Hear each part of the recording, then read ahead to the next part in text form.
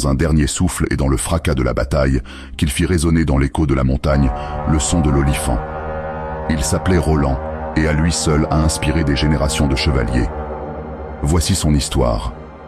Après avoir lutté contre les Lombards et les Saxons à plusieurs reprises, Charlemagne s'en alla en guerre contre les musulmans installés dans le nord de l'Espagne.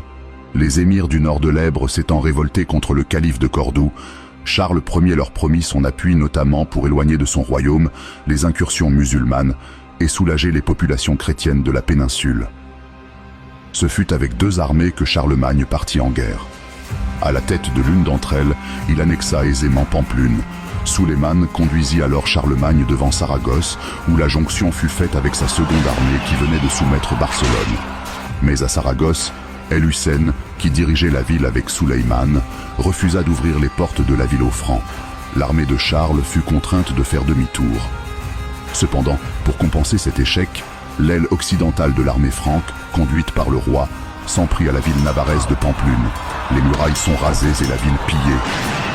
L'armée, avec son butin, poursuivit son chemin vers l'Aquitaine en empruntant la route de Roncevaux.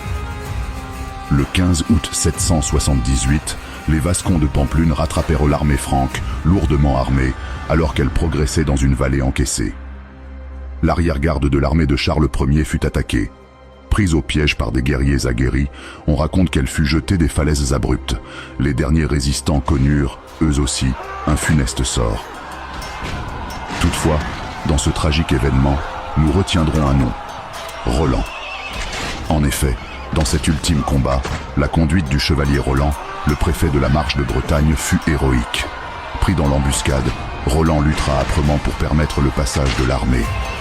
Et ce fut finalement dans son dernier souffle qu'il sonna l'olifant et alerta l'avant-garde de l'armée de Charlemagne qui leur vint en aide. Roland succombera de ses blessures et son sacrifice sera magnifié pour servir d'exemple à tout chevalier, ce dernier incarnant par son courage et son abnégation l'idéal chevaleresque.